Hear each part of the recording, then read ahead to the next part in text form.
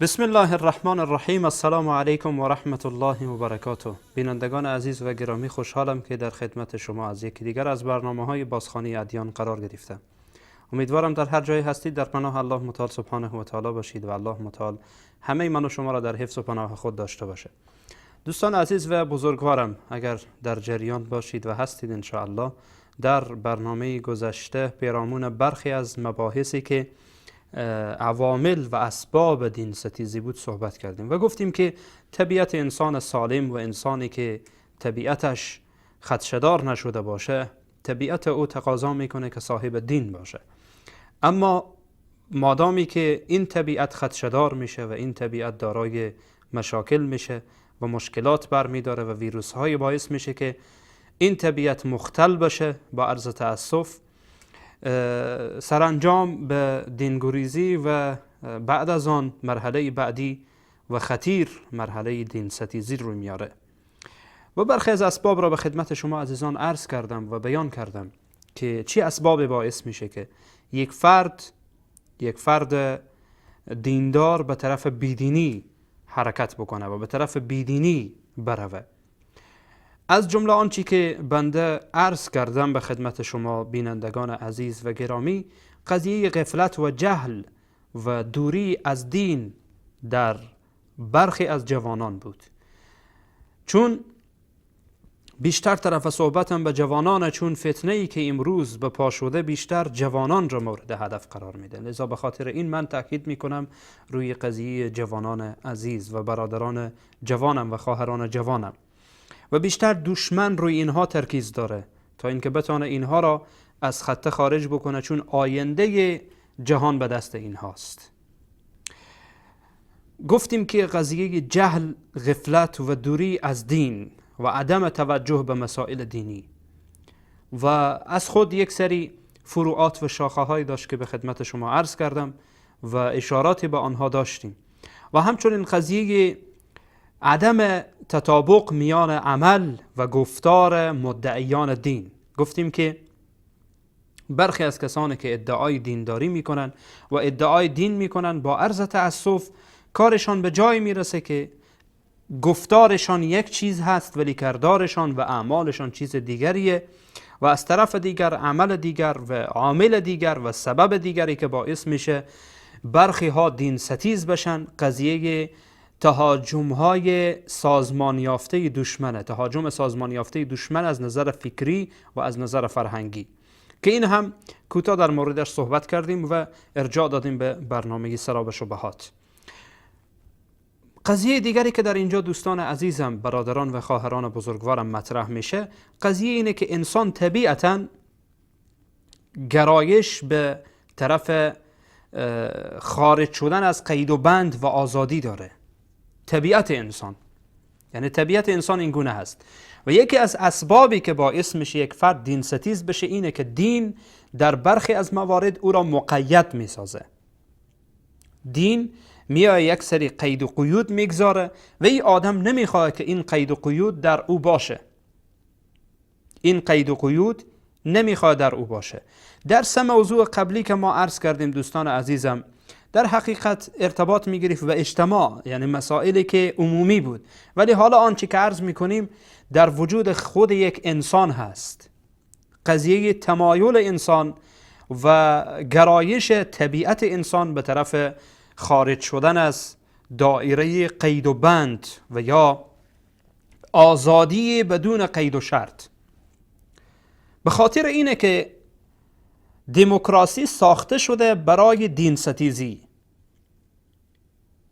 یکی از عواملی که دموکراسی ساخته شده همینه، و من انشاءالله در جایش درباره این قضیه صحبت میکنم. نمیگم که کل اسباب فقط قضیه دین ستیزی هست، نه، یکی از اسبابش. بدین خاطر که شما ببینید یکی از اصول اساسی دموکراسی آزادی بدون قید و شرطه، یعنی آزادی که قید نمیگذاره و شرط نمیگذاره.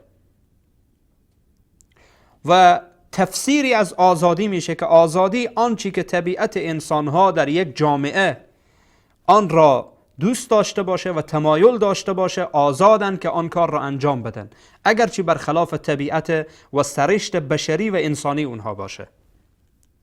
بدین اساسه که گفتیم قضیه دموکراسی مطرح میشه، آزادی بدون قید و شرط، آزادی که قید و شرط اصولی نداشته باشه، فقط قید و شرط سوری و قید و شرطش در حقیقت متعلق میشه به همون جامعه ای که از آن تعریف میشه به نام دموکراسی و این دموکراسی در اونجا در واقع عملی میشه و اجرا میشه. مثلا دموکراسی که در یک کشور کاملا یعنی به تعبیری بگیم که آزادی خواه، یعنی آزادی خواه به معنای دموکراسی، نه آزادی خواهی به معنای اسلام، آزادی که اسلام داده و آزادی که اسلام عزیز مطرح میکنه. خب در اونجا فرق میکنه تا به یک جامعه که کم انسانیتشان را هنوز باقی نگه داشتن و سرشت بشری به اونها اجازه نمیده بعضی از کارها را. فرق میکنه نظر به اشخاص. بدین اساسه که شما ببینید دوستان عزیزم، یکی از عوامل دین ستیزی و اسباب دین ستیزی قضیه گرایش طبیعی انسان به طرف از بین بردن قید و قیود هست و آزادی بدون قید و شرط، که انسان میخواد آزادی بدون قید و شرط داشته باشه. خب طبیعیه که دین یک سری قید و قیود میگذاره و همین که انسان میگه من بنده الله هستم، یعنی چی؟ یعنی کامل در اختیار الله هم، هرچی که الله بگه میگم چشم، بگه نکن میگم چشم، میگه انجام بدی میگم چشم، انجام میدم. و این بندگی اللهه و این عبودیت ثابت میکنه. ولی یک انسانی که نمیخواد این عبودیت و بندگی الله را داشته باشه، همچنان که الله سبحانه و تعالی میگه افرأیت من اتخذ الهه هوا، آیا دیدی اون کسی که معبودش هوا و خواهشات نفسانیش هست؟ یعنی چی؟ یعنی هر چی که خواهشات نفسانی او به او دستور میده همان را اجرا میکنه. ولی اسلام یا دین به صورت کلی برای انسان قید و قیود میگذاره، نه که به صورت کلی قید بکنه انسان، ولی قید و قیودی که با سرشت بشر و با سرشت انسانی در تطابق باشه و انسان در دایره انسانیت نگه میداره. این قید و قیوده که انسان در دایره انسانیت نگه میداره. بدین اساسه که اگر شما به قرآن کریم مراجعه کنید، الله متعال سبحانه و تعالی چی میگه؟ و ما کان لمؤمن ولا مؤمنة اذا قضى الله ورسوله ان یکون لهم الخیرة من امرهم. برای هیچ مرد مسلمان و زن مسلمانی شایسته و بایسته نیست و حرامه که چه کار بکنه مادامی که دستور الله و پیامبر میرسه و او از خود اختیار داشته باشه، بگه که من مخیرم در این قضیه، نمی کنم، انجام نمیدم، درست خدا دستور داده، پیامبر دستور داده، من نمی کنم. مسلمان این حرف نمیزنه. الله متعال میگه و ما کان لمؤمن ولا مؤمنه. و الله متعال سبحانه و تعالی در قرآن کریم باز هم میگه فلا وربک لا یؤمنون حتی یحکموک فیما شجر بینهم ثم لا یجدوا فی انفسهم حرجا مما قضیت و یسلموا تسلیما. میگه ای پیامبر، به والله قسم، به پروردگارت قسم، این مردم ایماندار نمیتونن باشن تا زمانی که توی پیامبر را در آنچه که در میانشان اختلاف شده حکم قرار نده. ثم لا یجدوا فی انفسهم حرجا مما قضیت، و از آنچه که تو در مورد آنها حکم کردی تنگی در قلبشان و در دلشان احساس نکنن که چرا پیامبر این گونه قضاوت کرد. و یسلموا تسلیما، و اینها تسلیم میشن در برابر دستور پیامبر، در برابر دستور الله که پیامبر سفیرش هست تسلیم میشن. یعنی نمیگن که نه ما این را نمیخوایم، این را میخوایم، چنین است چنان است. یک فرد دین ستیز به این اعتقاد و باور رسیده که من نمیخواهم بنده خدا باشم، نمیخوام بنده خدا باشم، میخوام که از این بندگی خارج بشم، بنده خودم باشم، بنده نفسم باشم. یعنی هر چی که نفسم برای من گفت انجام بدم، آنچه که دلم خواست انجام بدم و کسی جلو من را نگیره. و طبیعتا این دوستان عزیز و بزرگوارم، حتی همین هایی که دین ستیزن به این حرفشان محکم نیستن. یعنی شما اگر ببینید مثلا در آمریکا زندگی میکنه، اگر در آلمان زندگی میکنه، حالا در هر کشور دیگر زندگی میکنه، چی در اروپا، چی در آمریکا، چی در آفریقا، چی در آسیا، در هر جایی که باشه، وقتی انسان زندگی میکنه یک سری قوانینی و یک سری مقررات و حد و حدودی از جانب کشورها بر او تعیین میشه و اعمال میشه که باید آن را مراعات بکنه. این گونه نیست، این که نظام جنگلی نیست. حیوانات این گونه هستن، اگرچه بعضی حیوانات هم باور کنید مثلا شما برخی از مستنداتی که جهان حیوانات را مورد بررسی قرار میده و در مورد عالم حیوانات حرف میزنه، ببینید که اونها هم از خود یک نوع نظم دارن. حیوانات از خود یک نوع نظم دارن، یعنی حیوانات هر جنسشان، هر جنس از حیوانات، بعضی ها یک سری قوانین دارن، ضوابط دارن، شرایط دارن که چیکار بکنن چیکار نکنن. این گونه نیست که هر حیوانی به هر حال هر چی دلش خواسته باشه انجام بده. امیر دارن در میانشان، یعنی بزرگ دارن در میانشان که اونها را کنترل میکنه، از اونها دفاع میکنه. سپاهیان دارن که از اونها دفاع میکنه. این گونه نیست دوستان عزیزم. با عنوان مثال میگم شتر، این حیوان از خود نظم داره، از خود قوانین داره. یک حیوان مثلا، یک حیوان با عنوان مثال مذکر 14-15 تا حیوان مؤنث را کنترل میکنه. یک حیوان مذکر دیگه نمیتونه از راه دور هم به این منطقه نزدیک بشه، چون این جایی که در محوطه این امیر آنهاست. یعنی از خود یک سری نظم دارن، یک سری قوانین دارن. ولی دین ستیز در برابر دین خدا نمیخواد مقررات داشته باشه، به این واسطه از دایره دین خارج میشه. اما در دایره قوانین بشری بله، اونجا دیگه پایه‌بنده. و حتی اگر شما خواسته باشین خلاف قانون اون کشور کاری انجام بدین، همین دین ستیز جلوه شما را میگیره، میگه این کار انجام ندی، قانونه، خلاف قانون کار را انجام ندی. اما وقتی برایش میگی چرا قانون الله را قبول نداری، اینجاست که دیگه باز داغ میکنه. اینجاست که یاوه سرایی و دشنام و سب و شتم را بر علیه ادیان و به خصوص بر علیه اسلام شروع میکنه. یعنی پایبند به اون قانونی که خودشان ریختن، به اون قانونی که افراد نشستن، افراد محدودی نشستن قانون ساختن، به اون قوانین محکمه و پایبنده. اما به قوانینی که خدا داده، به قوانینی که الله اونها را از آسمان فرستاده توسط پیامبرانش، این آدم پایبند نیست و نمیخواد دیگران هم پایبند باشن. میگه اینها تحجره، اینها واپسگراییه، عقب افتادگیه. ولی خودش که به اون قانون اون کشور پایبنده، این دیگه ماشاءالله نشانه تمدنش هست. من نمیگم که شما خلاف قوانین کاری را انجام بدید، مادامی که قانونی خلاف دستور الله و خلاف قانون الهی نباشه، کسی نمیتونه که بگه شما این قانون اجرا نکنید. مثلا قانون ترافیکی، قانون رانندگی، طبیعی دوستان عزیزم، انسان باید با آن پایبند باشه. اگر نباشه به ضرر انسان تمام میشه. و این قانون خلاف دستور الله نیست، مگر اینکه باز در اون ظلمی باشه، در اون تعدی باشه و در اون خلافی باشه که باز اون مبحث جداییه. ولی به صورت کلی من دارم این قضیه را به خدمتتون عرض میکنم. کسی چنین از حرفایم برداشت نکنه که من میگم بری در کار دلتان میخواه انجام بدید چون قوانین بشریه. نه، قوانین بشری هم از خود اقسامی داره و از خود انواعی داره. این گونه نیست دوستان عزیزم. مادامی که خلاف دستور الله و خلاف قانون الله و خلاف قانون پیامبر نباشه، یقینا که اشکال نداره که عمل بشه برای پیشبرد یک کشور و برای پیشبرد یک جامعه. ولی مادامی که خلاف دستور الله شد، مثل قضیه دموکراسی که انسان را آزاد میگذاره و دیگران میاین تصمیم میگیرن و دیگران تشریع میکنن، دیگران میان برای شما شریعت میسازن، برای شما قانون میسازن که در تضاد با قانون الله و برایشان اجازه داده میشه که نظریاتشان را خلاف دستور الله بدن و بعد از آن گذاشته بشه در رأیی که دیگران چی نظر میدن. اینه که خلاف دستور الله و اینه که خلاف اسلامه که در جایش بیشتر در موردش صحبت میشه. به هر حال دوستان عزیزم، طبیعت انسانی گرایش داره به طرف این که انسان قید و بندی نداشته باشه و کاملا آزاد گذاشته بشه و این دوستان عزیزم امکان پذیر نیست. از نظر عقلی امکان پذیر نیست. همچنان که به خدمتتان مثال دادم.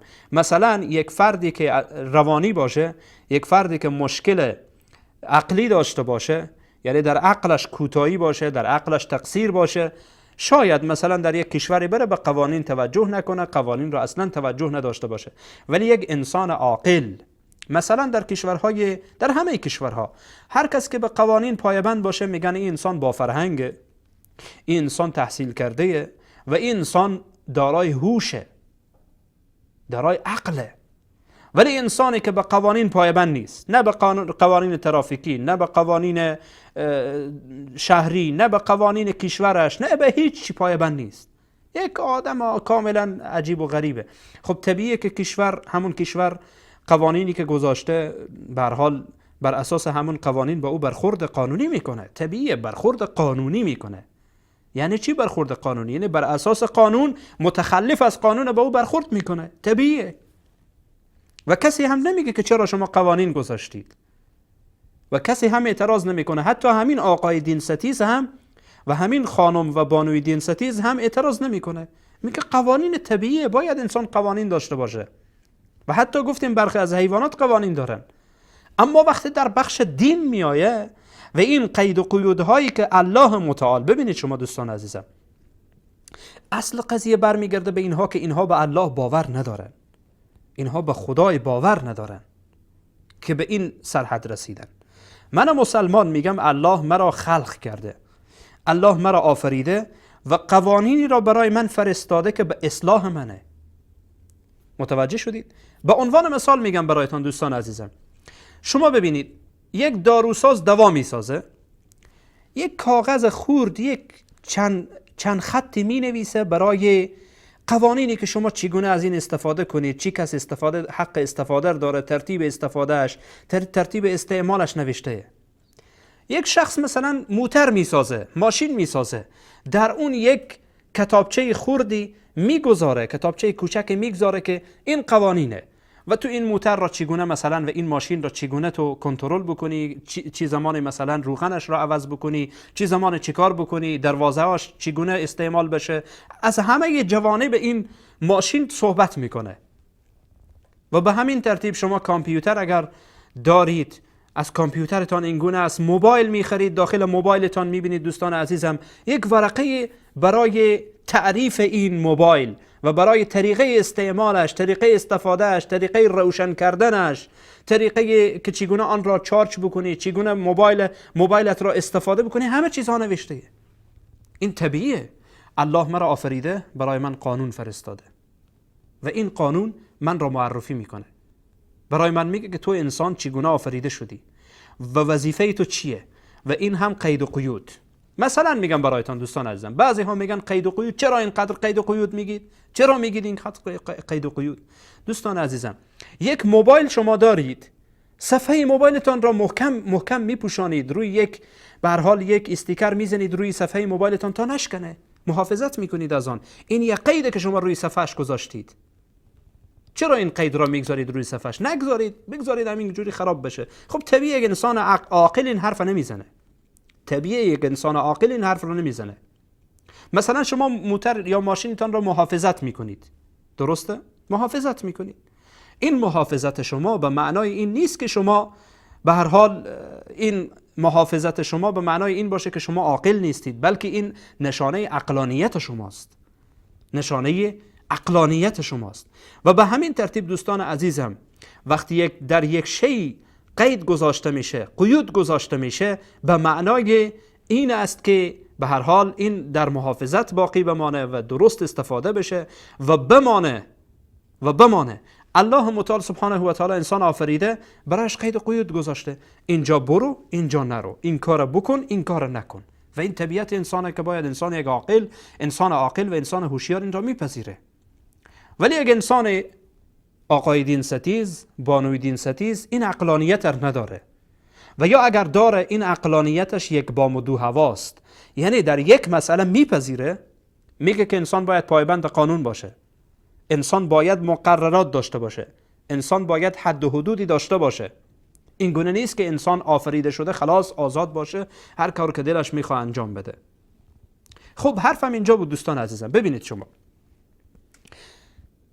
یک شخص مثلا ماشین ساخته، صاحب این ماشین یعنی کسی که این ماشین ساخته و این موتور ساخته به او آشنا هست و میفهمه قوانینی هم که گذاشته، مقرراتی هم که درباره و تعریفی هم که در مورد این موتور و ماشین نوشته. خب طبیعیه که حرف او مقدمه برای یک کسی که نه او را ساخته و نه با او آشنایی داره و اصلا هیچ نمیفهمه در موردش. کدام یکی مستحقه؟ آقای دینستیز، بانوی دینستیز، شما چی میگید؟ یعنی کسی که این موتور را ساخته مستحقه که یک سری مسائل را در مورد موتور مطرح کنه، در مورد ماشین مطرح کنه، یا این که نه شمایی که هیچی نمیفهمید بیایید در مورد این قضاوت بکنید و در موردش قانون تراشی کنید؟ کدام یکی مقدمه؟ آقای عاقل، طرف سخنم عقلهاست، عقلهای بیدار، عقلهای بیدار. من تعجب میکنم، یعنی به قانون الله اعتراض میکنه، میگه نه اینها به درد بخور نیست، تاریخ اینها گذشته، استغفر الله و اتوب الیه. یعنی یقینا باور کنید که اگر کسی به الله باور داشته باشه این حرف نمیزنه. یعنی چی؟ یعنی الله متعال نمیدانسته وقتی در مورد تو قانون گذاشته، برای تو کتابچه برای درست زندگی کردن تو فرستاده، کتاب فرستاده، پیامبر فرستاده، بعد از آن میگه نه این گونه نیست، ما نیازی به پیامبر نداریم. مثلا بعضی ها میگن نیازی به پیامبر نداریم، اما وقتی این کامپیوتر ساخته شده، در مورد کامپیوتر و سیستم کامپیوتر معلومات داده شده، نیاز داره که یک شخص بره پیش یک استاد و این معلومات رو از اونجا فرا بگیره از نزد یک استاد. خیلی از مباحثیه که دوستان عزیزم انسان نمیتونه از لابلای کتاب بفهمه، از لابلای اون کتابچه بفهمه.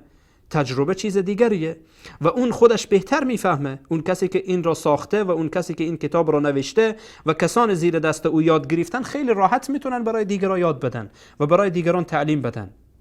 میگه نه من نیاز به پیامبر ندارم. خب خیلی خوب، من خدا را قبول دارم، کتابش را قبول دارم، نیازی به پیامبر ندارم. عجب. به هر حال دوستان عزیز و بزرگوارم، من بیشتر حرفم روی دینستیزان است. این دینستیزها اگر عقل داشته باشند، اگر اندکی از عقلشان استفاده کنن، میفهمن که انسان طبیعتاً نیاز به قوانین داره، نیاز به حد و حدود داره، نیاز به حد و مرز داره. آزادی بدون قید و شرط، آزادی مطلق برای انسان نیست و حتی برای حیوانات هم نیست. برای حیوانات هم نیست. طبیعتاً انسان گفتیم نیاز داره برای یک سری قید و قیود، یک سری شروط که انسان بر اساس آنها حرکت بکنه، انسانیت انسان در حفظ بمانه. به عنوان مثال میگم برایتان دوستان عزیز، امروز شما ببینید در آمریکا، در بخشی از ایالات متحده آمریکا، قضیه همجنسگرایی به رسمیت شناخته میشه، چون آزادی بدون قید و شرط، نمیخوان که اینها در بند باشن. دقت کردید؟ یعنی یک زن با زن دیگه میره ازدواج میکنه به تعبیر خودشان و یک مرد میره با یک مرد دیگه ازدواج میکنه. خب شما را به خدا خودتان یعنی با انصاف فکر کنید. با انصاف فکر کنید. آیا این واقعا انسانیته؟ آیا این انسانیته؟ الله متعال یک جنس مرد آفریده، یک جنس زن آفریده و این دوتا هستن که تشکیل خانواده میدن و این دوتا هستن که هم غرایز جنسی آنها فروکش میکنه و هم فواید دیگری برایشان هست. اما در قضیه هم جنسگرایی فوایدش چیست؟ فایدهش چیست؟ و آیا این واقعا انسانیته؟ خب طبیعیه دیگه، آزادی بدون قید و شرط، مادامی که قید و شرطی گذاشته نشه بدتر از این میشه. به عنوان مثال یک فرد میگه من نمیخوام که قوانین داشته باشم، میره با دخترش ازدواج میکنه. اعوذ بالله. یعنی این فکر اصلا یک انسان این را واقعا قبول میکنه؟ یک انسان عاقل، انسان هوشیار، نه انسانی که توسط شراب و توسط چرس و تریاک و اینها عقل و مغزش را از دست داده باشه. من طرف سخنم به اونها نیست، اونها خب به هر حال خیلی کاری بکنن، حالا مرا میبینن یک چند تا دشنام میدن خلاص. نه، من طرف سخنم با عاقلان است، کسانی که عقل دارن، کسانی که عقلشان در قبضهشانه، در کنترلشانه، عقلشان توسط مواد مخدر و توسط الکل از بین نرفته، عقلشان توسط شیاطین انسی و جنی مسخ نشده، بلکه عقلشان هنوز ثابته و دنبال حقن. میدانید یک انسانی که دنبال حقه، یک انسانیه که نه با حق لجاجت میکنه، در ستیزه، نمیخواد بفهمه و هیچگاهی هم حرف من و امثال من را گوش نمیکنه. این یادتان باشه. ولی سخن من طرف عاقلانه. آیا عقل این را میپذیره؟ اگر قرار باشه ما قید و شرط را کاملا قید و شرط را بزنیم، اصلا بگیم قید و شرط وجود نداره و نباید انسان قید و شرط داشته باشه، انسان آزاد آفریده شده و باید آزاد باشه. بله، اسلام عزیز با آزادی مشکل نداره، بلکه عمر رضی الله تعالی عنه میگه چرا شما مردمی را در بردگی گرفتید که الله اونها را آزاد آفریده و مادران اونها را آزاد به دنیا آوردند. اسلام عزیز به خاطر اینه که با آزادی توجه زیاد داره به اینکه انسان در بند دیگری نباشه، فقط در بند الله باشه، فقط بنده الله باشه.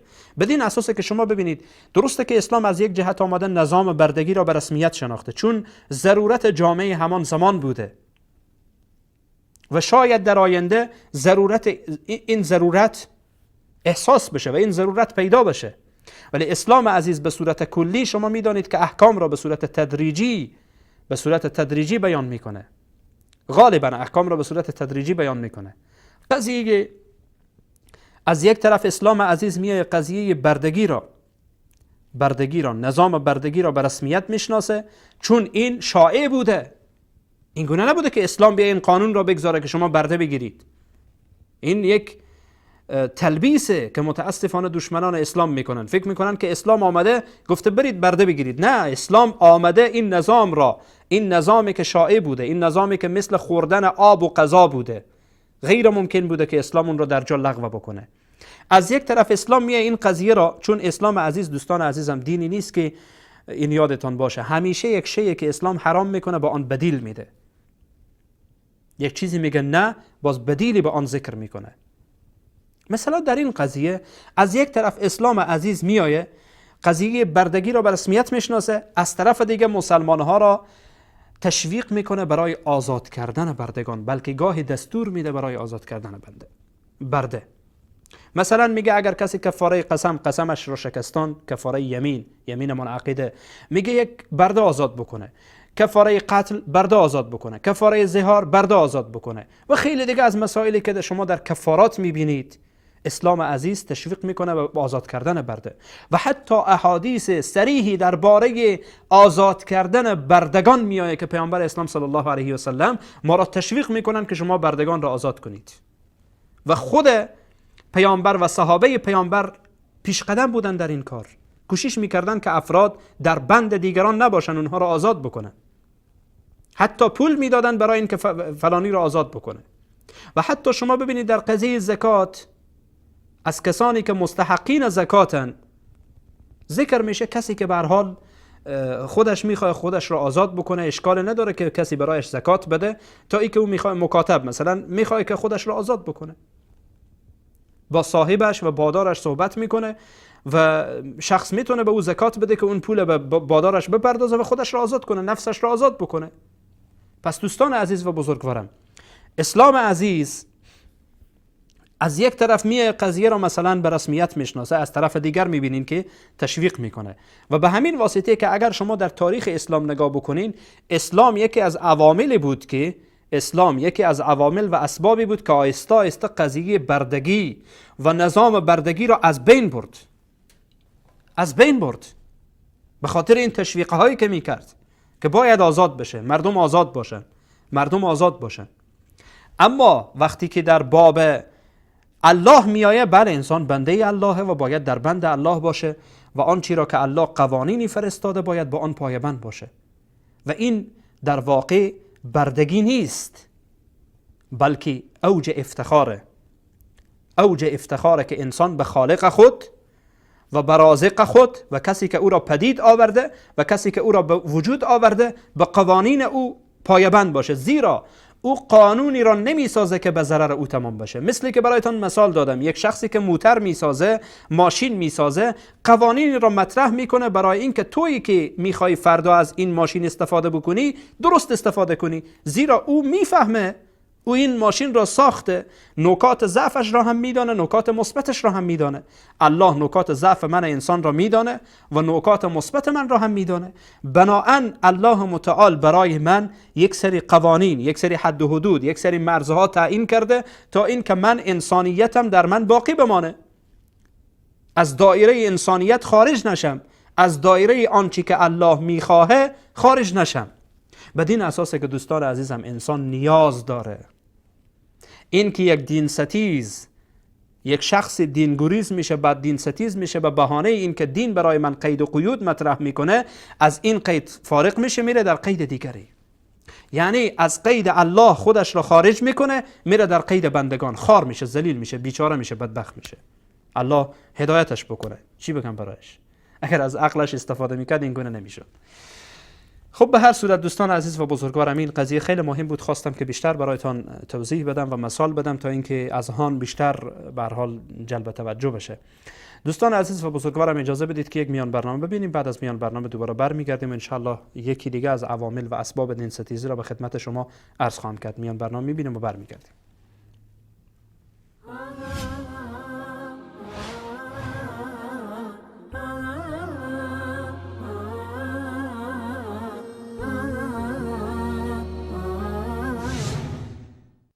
خداوندا تویی پروردگارم، همه از توست یا رب هرچه دارم. اگر عمری به سجده سرگذارم، نگردد شکر یک لطفی برارم. به داد ما ز گمراهی رسیدی و ما را بر هدایت رهنمودی. همه محتاج تو بی نیازی، ندانم از تو دیگر چاره سازی. تو را خوانم که دانم می توانی، و نزدیک تر به من از شهرگانی. فقط عالم تویی از علم غیبی، که ذاتی کامل و بی نقص و عیبی. تویی یکتا ترین یکتای پاکم، گواه ذات تو هر ذره خاکم. همه از هر نژاد و رنگ و دینی، تو را دانند که رب العالمینی. ولی دست نیاز بر غیر آرند، و نام خود مسلمان هم گذارند. بخوانند بر ندا صدها خدا را، ز جمله انبیا و اولیا را. رسولان خود گدای ذات پاکند، ائمه ناتوان در زیر خاکند. ائمه ناتوان در زیر خاکند. اگر عمری ز وی فریاد خوانی، ندارد بر جواب تو توانی. ائمه اسوه‌ای از حق پرستند، که جز یکتای پاک حاجت نجستند. خدایی کو همیشه زنده باشد، فراتر از گمان بخشنده باشد. بیا دست طلب سوی خدا کن، چراغ خود حدیث مصطفی کن. اگر حاجت ز کس جز او نجستی، مبارک بر تو باد یکتا پرستی. مبارک بر تو باد یکتا پرستی. خدایی کو همیشه زنده باشد، فراتر از گمان بخشنده باشد. بیا دست طلب سوی خدا کن، چراغ خود حدیث مصطفی کن.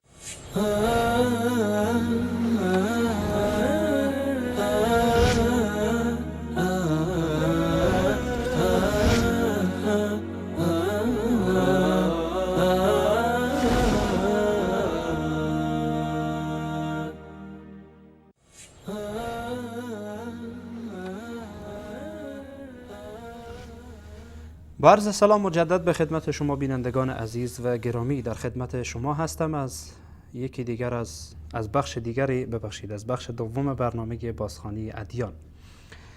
دوستان عزیز و بزرگوارم، در بخش اول و قسمت اول به خدمت شما یکی از عوامل و اسباب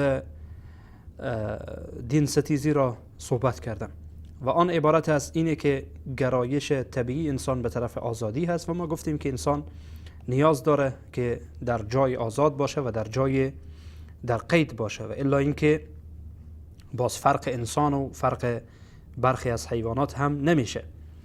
به هر صورت قضیه دیگری که مطرح میشه دوستان عزیزم، یکی دیگر از عوامل و اسبابی که باعث دین ستیزی برخی از جوانان میشه اینه که از طرف خانواده ها و از طرف اولیای جوانان در سنین کودکی و در سنین نوجوانی یک سری محدودیت ها اعمال میشه و این محدودیت ها باعث میشه که جوان فکر کنه دین یعنی همین. مثلا در خانواده هایی که بیشتر مذهبی اند، دقت کردید؟ خانواده هایی که بیشتر مذهبی اند متاسفانه شکار دین ستیزی میشن. چرا؟ دلیلش چیه؟ نه که همه را نمیگم که، یعنی بیشتر متاسفانه تا جایی که من مشاهده کردم دلیلش اعمال برخی از محدودیت‌های بیجا و محدودیت‌هایی است که اسلام اونها را نگذاشته، بلکه این آدم از پیش خود میگذاره و این نوجوان و این طفل که در سنین طفلی و نوجوانی قرار داره فکر میکنه اسلام یعنی همین چیزی که در خانواده اش از طرف خانواده اش محدودیت روی این گذاشته شده و روی این اعمال شده و فکر میکنه اسلام یعنی همین. پدرش یک آدم بزرگی بوده، پدرش یک عالم بوده به هر حال و درست اسلام درک نکرده بوده. نمیگم که یعنی عالم به معنای واقعی کلمه، خب به هر حال عالم شناخته شده بوده در جامعه و برای دخترانش برای پسرانش یک سری محدودیت‌های بیجا که اصلش برمیگرده بر رسم و رسوم و عنعنات اونجا، اینها را اعمال میکنه بر سر اطفالش، بر سر بچه‌هایش، بر سر دخترهایش و اخلاقی که در داخل خانواده نسبت به فرزندان خودش داره. این اطفال فکر میکنن و این نوجوان فکر میکنه که اسلام یعنی آنچه که همین پدرجانش و همین بابایش به عنوان عالم دین و به عنوان یک شخص دیندار و به عنوان یک شخص متدین حرف میزنه و میگه، فکر میکنه اسلام یعنی همین. بعداً باعث میشه که این جوان عقده‌ای بشه حتی نسبت به اسلام و من این رو با چشم سر مشاهده کردم.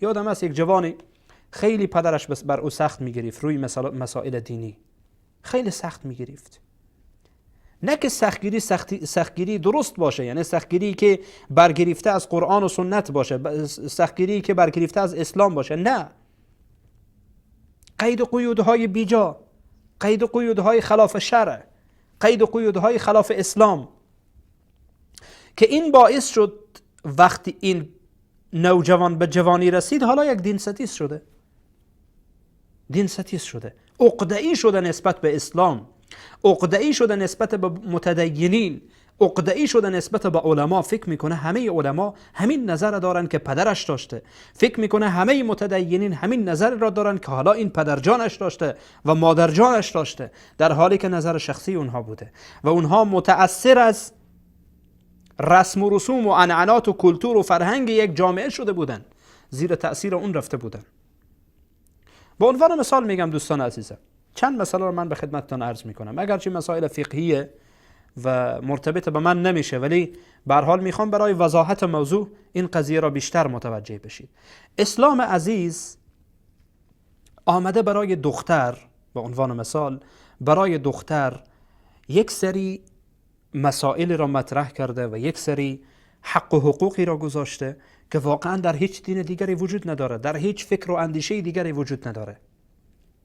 از خوبیایش پیامبر اسلام صلی الله علیه و سلم میگن کسی که صاحب 2 دختر باشه یا صاحب 3 دختر باشه یا 2 خواهر و 3 خواهر باشه و اینها را بزرگ بکنه و به اینها را ازدواج بده، اینها را درست تربیت کنه، در روز قیامت من و او این گونه در کنار همیم.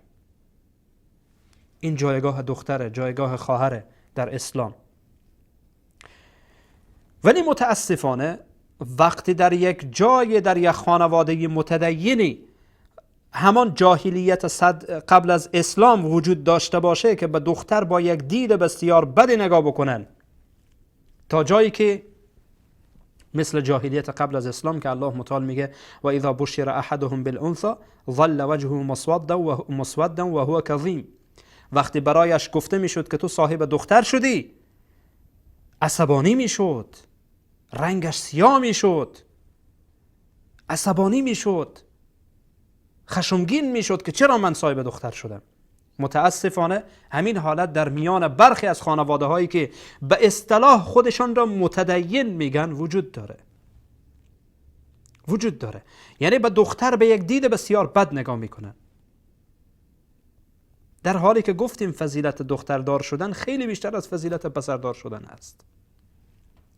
این دختر با این محرومیت ها و دید بدی که پدر و مادر نسبت به او دارند و خانواده نسبت به او دارند، وقتی که بزرگ میشه به محض این که از اسلام هم خبر نداره دیگه، بیچاره فکر میکنه همین اسلامه که همین پدر جانش گفته، مادر جانش گفته، کاکا جان و نمیدونم فلان جان و عمو جان و این و اون گفتن، فکر میکنه همین اسلام.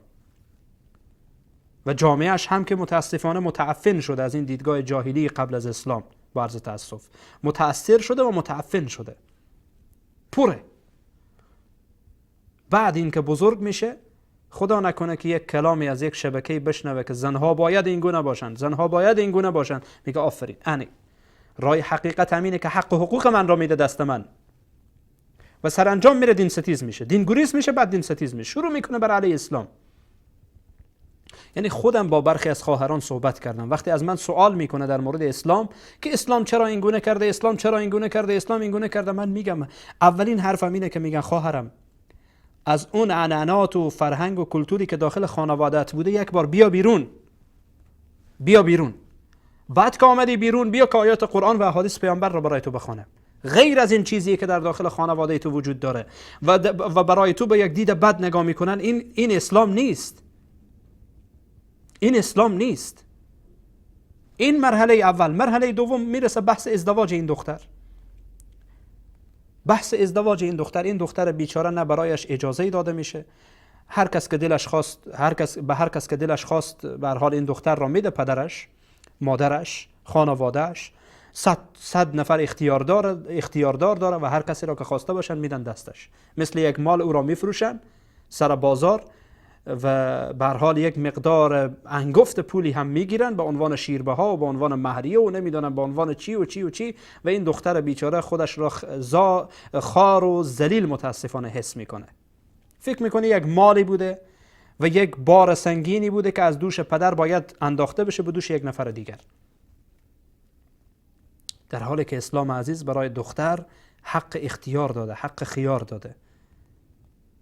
حدیث ابن عباس در سنن ابی داوود که میگه دختری آمد به خدمت رسول الله صلی الله علیه و سلم و گفت یا رسول الله، بکر بود یعنی دختر بود، آمد گفت یا رسول الله پدرم مرا به ازدواج داده، من راضی نیستم. به ازدواج پسر کاکایش داده بود، میگه من راضی نیستم یا رسول الله.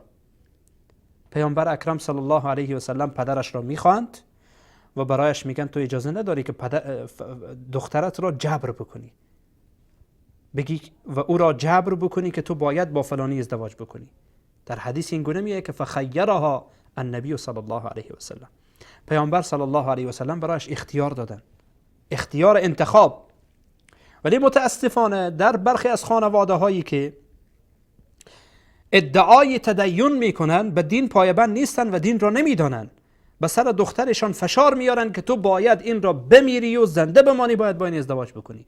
و این دختر احساس بد نسبت به دین میکنه، فکر میکنه که دین همینه، دین همین هست که پدرم میگه، دین همینه که جامعه من میگه، و دین همینه که کلتور و فرهنگی که حالا و رسمی که و عنعنه‌ای که امروز وجود داره، فکر میکنه دین همینه. و بعد از آن دوستان عزیزم، برخی از مسائلی که واقعا در رسم و رسومات و عنعنات هست ولی در اسلام عزیز خلاف آن آمده. به عنوان مثال این که برای دختر بیچاره حق نمیدن که تو انتخاب بکنی، حق انتخاب برایش داده نمیشه، بعدن چی کار میکنن؟ برایش حتی اجازه نمیدن که اون پسر را ببینه و به اون پسر اجازه نمیدن که این دختر را ببینه. یک عنعنه هست، در حالی که وقتی ما در احادیث پیامبر گرامی اسلام صلی الله علیه و سلم و سنت پیامبر میبینیم این قضیه را رد میکنه. پسر میتونه که دختر را ببینه، البته در حد و حدودش، نه اینکه حالا در برخی از مناطق و در برخی از شهرها من خبر دارم یعنی میگن که دختر و پسر یک هفته دو هفته میرن شمال و میرن این بر اون بر و خب با هم میچرخن و با هم عشق و حال میکنن، بعد از یک هفته دو هفته برمیگرده، بعد اگر راضی بود میگه والله خوبم خوشم آمد از این دختر، با او ازدواج میکنه، اگر نه برو دنبال کارت. نه این گونه منظور من این گونه نیست دیگه، باز اون همون بدون قید و شرط میشه دیگه، قضیه خیلی میره خراب میشه. نه، منظور من اینه که شریعت اسلامی اجازه داده برای دختر، اجازه داده برای پسر که دختر را ببینه، البته در حد و حدودی که خود شریعت تعیین میکنه، در حضور محارم، و نه اینکه کاملا مثلا در یک اتاق کاملا تنها باشن و درها همه بسته باشه و این دوتا باشن، خب باز اونجا منع میایه. دختر را ببینه، دختر را ببینه. حتی ما حدیث داریم از پیامبر گرامی اسلام صلی الله علیه و سلم که یکی از صحابه پیامبر میه رسول الله علیه و سلام وقتی اثری از آثار عطر و اینها را در اون میبینن، میگن که چی شده؟ میگه یا رسول الله ازدواج کردم. پیامبر علیه السلام میگن که با کی؟ میگه با یکی از دخترای انصار. پیامبر علیه السلام میگن برو ببین، زیرا در چشم دخترای انصار شیئیه که شیئی هست، چیزی هست. بعضی از روایات میگه که چشمای اونها کج بوده، به هر حال اشکالاتی در چشمایشان بوده. خب به هر صورت حالا منظور من اینه که پیامبر علیه السلام برای میگن برو دقت بکن ببین، حتی چشمایش را دقت بکن ببین، که باز فردا نیایی که بگی والله من این را دوست ندارم و فلان و این و آن. خب باز زندگی یک دختر بازی میشه. متاسفانه برخی از عنعنات باعث میشه که یک دختر احساس بکنه که از خود هیچ اختیاری نداره و به عنوان یک مال و فروخته میشه. خب این دیدگاه از یک طرف، این عنعنات و رسومات خلاف شرع از یک طرف و دیدگاه اسلام از یک طرف دیگر. این جوان، این دختر از این طرف خبر داره، از این طرف قضیه که عنعنات، رسومات غلط، از اینها خبر داره، اما از اسلام خبر نداره. سرانجام چی میشه؟ بر علیه دین میشوره، فکر میکنه اسلام همینه دیگه.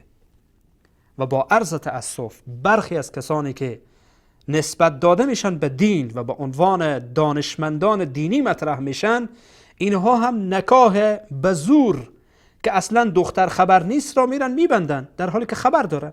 به جای این که پدرش را بنشانن برایش بگن این خلاف اسلامه، خلاف شرع، خلاف دینه، و با عرض تأسف این طبقه هم متاسفانه صدمه میزنن در این قضیه و فکر جوان و اندیشه جوان و اندیشه خواهر ما و دختر خراب میشه نسبت به اسلام و نسبت به دین.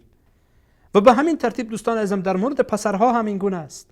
وقتی که پسر هنوز به سن بلوغت نرسیده و بعضی از احکام از او رفع شده، برداشته شده، برخی از احکام بر او لازم نیست، جدی کردن اون بر یک امر که اسلام اون را جدی نکرده. اسلام نگفته که این کار انجام بده ولی انجام میدن. مثلا به جای این که طفلی که حالا 6 ساله است 7 ساله است، به جای این که این طفل را تشویق به طرف نماز بکنه، به جای که تشویق بکنه به طرف نماز بنا به قول پیامبر اسلام صلی الله علیه و سلم، شروع میکنه به دشنام دادن، آی بد میگه، رد میگه، میزنه این طفل را، میزنه این طفل را که تو برو حتما باید حافظ قرآن بشی، حتما تو باید چنین بشی، حتما چنان بشی. تشویق نمیکنه. چیزی به نام تشویق نیست، چیزی به نام ترغیب نیست. درست تربیت فرزندان را اگر ما یاد بگیریم، اگر ما درست تربیت فرزندانمان را یاد بگیریم، به این مصیبت ها گرفتار نمیشیم. ببینید پیامبر اسلام صلی الله علیه و سلم چقدر به اطفال مهربانن، به اطفال سلام میکنن، به اونها شخصیت قائل میشن. اما نه، متاسفانه برخی از خانواده های متدین وقتی بابا وارد خانه میشه، پدر وارد خانه میشه، احساس میشه که فرعون وارد خانه شده. همه فرار میکنن، همه فرار میکنن، یکی میره این طرف، یکی میره این طرف، همه به جای خود مینشینن. نه اجازه شوخی میده به اونها که شوخی بکنن. طفل طبیعتش اینه که شوخی میکنه، ولی به حد و حدودش. باید پدر و مادر حد و حدود را تعیین کنن، ولی باید اجازه بدن برایش. پیامبر اسلام صلی الله علیه و سلم نماز میخوانن،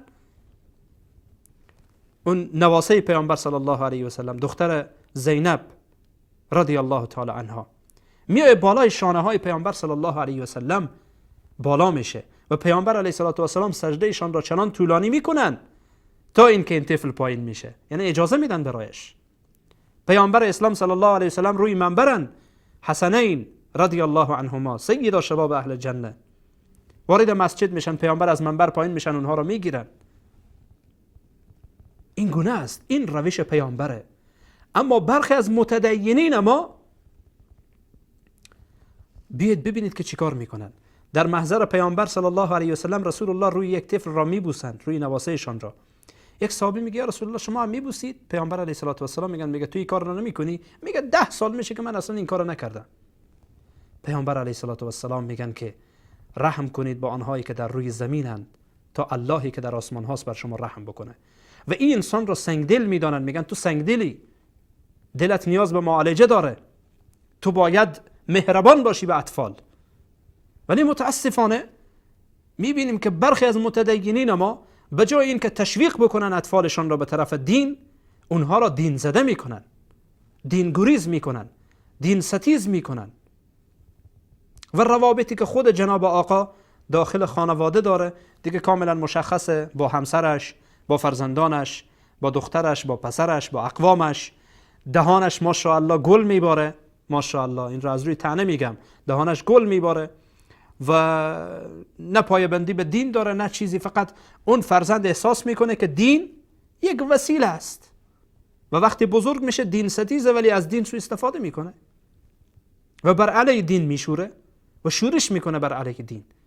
من نمیگم که این کارها خوبه، ولی دوستان عزیزم یکی از اسباب اینه که متاسفانه از طرف خانواده ها، از طرف برخی از خانواده ها، من نمیتونم کل مسائل را در یک برنامه و در جزئی و بخشی از برنامه به خدمتتان تفصیل بدم، فقط همین مقدار میگم دوستان عزیزم، متاسفانه عملکرد برخی از خانواده های به اصطلاح متدین و به اصطلاح با غیرت باعث میشه که طفلشان و فرزندشان، پسرشان، دخترشان بعد از این که بزرگ شد از او یک فرد دینگریز و دین ستیز ساخته بشه. شما را به والله قسم اسلام را درست بفهمید و در تربیت فرزندانتان به روش پیامبر و روشی که قرآن گفته، روشی که اسلام گفته عمل کنید، چون شما باعث میشید که فرزندتان بعد از شما یک دین ستیز بشه، فرزندتان در پنهان از شما یک دین ستیز باشه و دشمن دین باشه و فردا که بزرگ شد نسبت به دین عقده‌ای باشه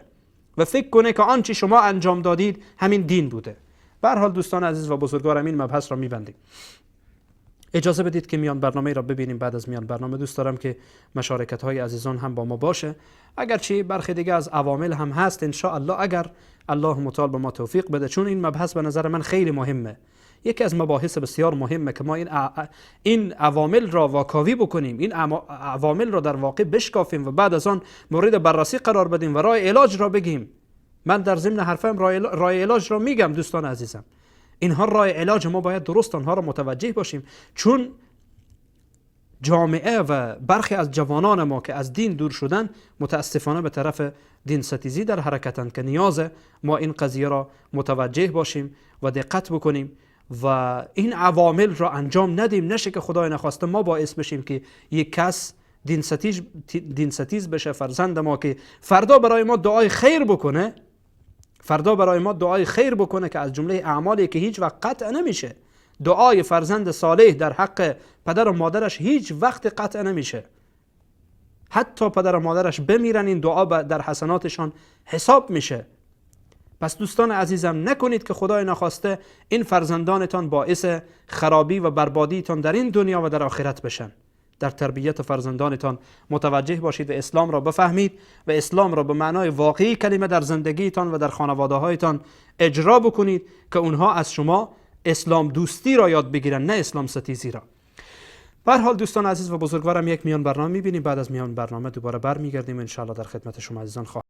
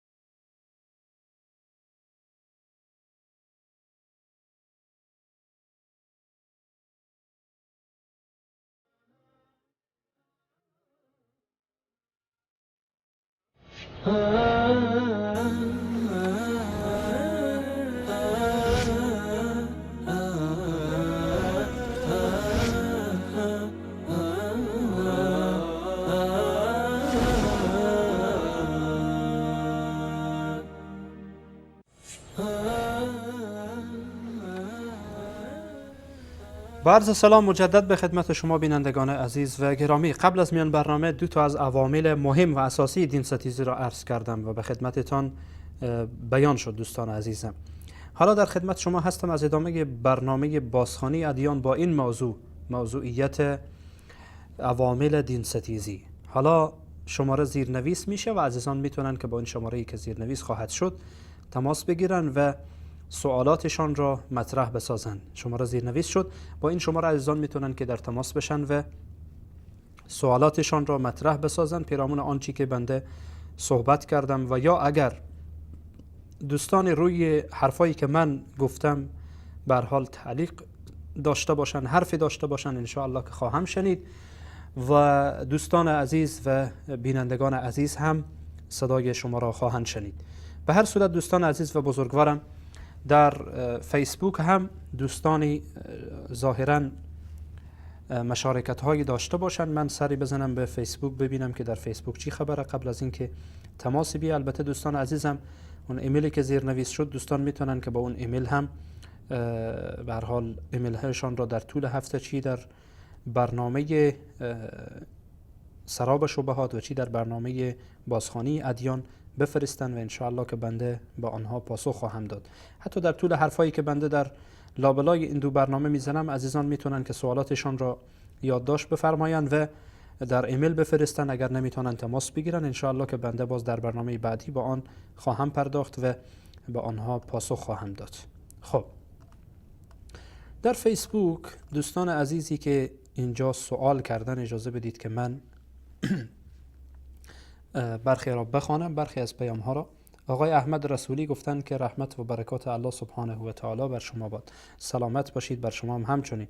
آقای انوری عزیز گفتن استاد محترم السلام علیکم و رحمت الله و برکاته. اما بعد تشکر از همین موضوع خوب و اسلامی شما. واقعا یک شخص مؤمن و مسلمان را باید همین موضوعات را بالای خود تطبیق و عملی نمایند.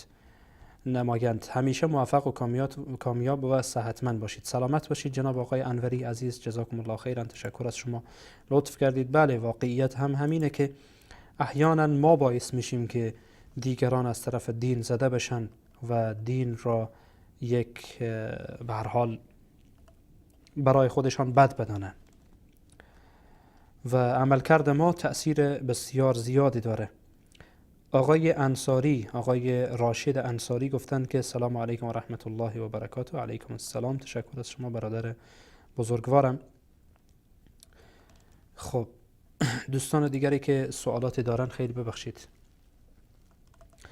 آقای امینی گفتن که سلام علیکم السلام آقای سلامیار. بله تشکر از شما، جزاکم الله خیرا. آقای وردک، آقای خواهر ما خانم فاطمه سلامت باشید، تشکر از شما. آقای یوسفی سلامت باشید. و سوال من ظاهرا اینجا نمی بینم. یکی از دوستان آقای مسعود گفته که آقای مسعود اسلمی اگرچه حرفشان ربطی به این مباحث نداره ولی ایشان گفتن مولا صاحب شما که خود مسلمان میگین همین کامپیوتر از گفتن شما کافر ساخته، از او استفاده میکنید و می که صدا کافر ساخته و شما فقط به فکر چی هستید؟ شما متاسفانه دوست عزیزم اگر یک مراجعه به روانپزشک بکنید شاید مشکلتان حل بشه. من جواب برایتان نمیدم به خاطر اینکه این را کافر ساخته ولی ما برای کافر استفاده میکنید. من نمیدانم چرا شما ناراحتید، ولی ناراحتی شما برای من مهم نیست، اما ناراحتی من از اینه که جوان مثل شما نیاز به یک روانپزشک داره تا اینکه این حرفا را به هر حال معالجه بکنه. شاید کدام اشکالی در شما وجود داره در مغزتان، یک مراجعه بکنید، بد نیست. خب آقای احمدی تشکر از شما. آقای لطیف احمدی، آقای ابرار سلامت باشید. علیکم السلام. آقای رسولی سلامت باشید. خب اجازه بدید که من تماس بگیرم از طریق تلفن. سلام علیکم و رحمت الله. بیننده عزیز بفرمایید. علیکم السلام و رحمت الله و برکاته. نظر محمد امین مصطفی از خودی به توسط مناسب برنامه خودتان تشکر کنم. استاد گرامی سلامت باشید خواهر بزرگوارم، سلامت باشید. اگر کمی بلندتر صحبت کنید چون صدای شما را ضعیف داریم ما. استاد گفتم خواستم از برنامه خوب و زیبا شما تشکر کنم و از شما التماس دارم که حق اولاد و عبدالرحمن جان میخواه عبدالرحمن گپ بزنم. بسیار خوب، بفرمایید در خدمت. سلام علیکم و رحمت الله. علیکم السلام.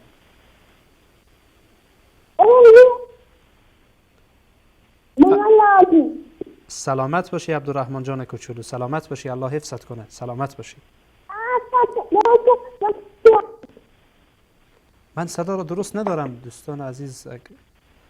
بله سلامت باشید خواهر بزرگوارم، الله متعال شما را حفظ بکنه، در حفظ و پناه الله باشید.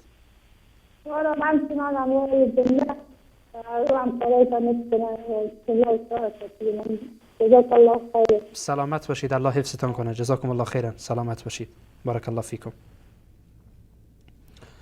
خب خواهر ما خانم غزل آریا گفتن آیا تمام قرآن تمام چیزهایی که از طرف خدا هست شده فقط درباره دختر است؟ پس چرا بهشت زیر پای یک زن است؟ اول زن باز مادر میشه. من نفهمیدم سوال یا جوابه، ولی حرفتان از جایگاه دختر اگر صحبت میکنه درسته. خب یک کسی آمده گفته چی؟ این هم آقای زمان لطیفی، شما هم نیاز به یک روانپزشک دارید، اگر یک مراجعه کنید بهتر خواهد شد. من افرادی که با عقل صحبت نمی کنن اینها را مراجعه میدم به روانپزشک. یعنی نیاز هست، برخی از افراد را من حق میدم به خاطر اینکه واقعا نیاز دارن، یعنی به یک روانپزشک واقعا نیاز دارن.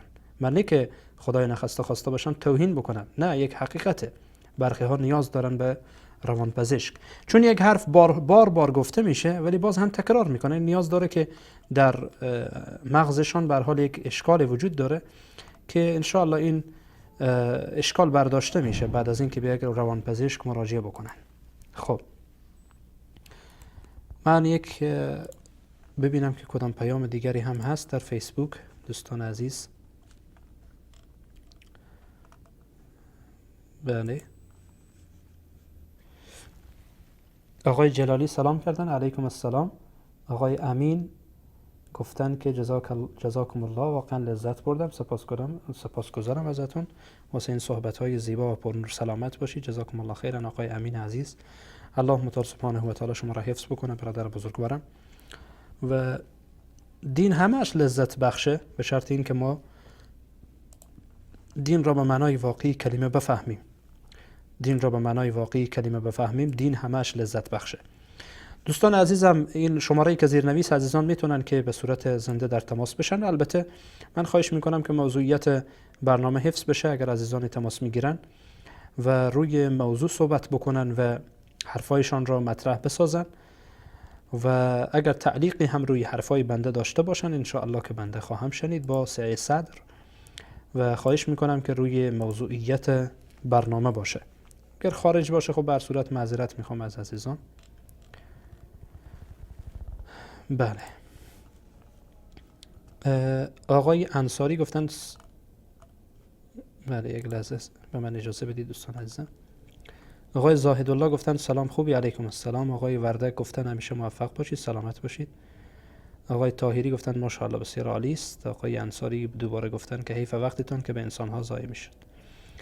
بله، واقعا هم حیف وقت ما و حیف وقت تمام عزیزان، ولی گاهی اوقات کوشش میکنیم که به هر حال برای برخی از جوانان که اگر شبهه شده باشه شبهه برطرف بشه، ولی بعضی ها عناد میکنن. خب نیازی که باز به یک طریق دیگری به اونها جواب داده بشه. یعنی بعضی افراد عادتشان اینه دوستان عزیزم، با این مردم به گونه دیگری باید برخورد بشه. دقت کردید؟ یک آدمی که دنبال حقه، خب الحمدلله حرف را بشنوه، حرف را میشنوه، یعنی منظور من اینه که حرف را میشنوه. ولی یک آدم دیگری که نه، میه مثلا شبهه‌ای را به پیش شما مطرح میکنه چون در قلبش شیئی هست، در قلبش مرض، عناد، کینه است، حقده، نمیخواد که یعنی بفهمه. او آمده که به شکل از اشکال شما را به هر حال اذیت بسازه و موضوع را منحرف بکنه. چیکار میکنه؟ میه برای شما یک مسئله را مطرح میسازه، شما پاسخش را مفصل میدید، نیم ساعت برای پاسخش وقت میگذارید. دقیقاً همین سوال را یا همین شبهه را اینجا قانع میشه پیش شما، قانع میشه بله درسته، باز میره همین را از یک جای دیگه میپرسه. هدف این چیه؟ باز اونجا همین سرکشی ها را داره. باز اگر 2 سال بعد متوجه نشید، 10 روز بعد متوجه نشید، باز میه همین شبهه را مطرح میکنه.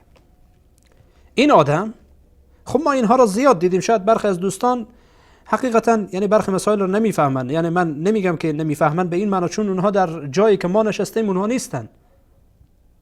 ما سال هاست که با اینها به هر حال اینها را میشناسیم، میفهمیم که شبهات اینها را خبر داریم.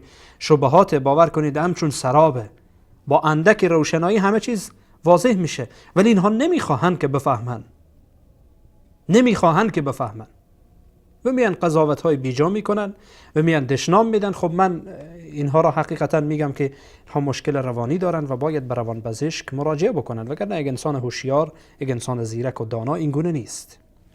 به هر صورت دوستان عزیز و بزرگوارم اجازه بدید که من از خدمت شما رخصت بشم و تشکری میکنم از تمام عزیزان، از حوصله‌مندی همه عزیزان و به خصوص و خاصتا از آقا احمد عزیز کارگردان گرامی و فرید جان و تمام عزیزانی که به شکل از اشکال با ما همکار بودن.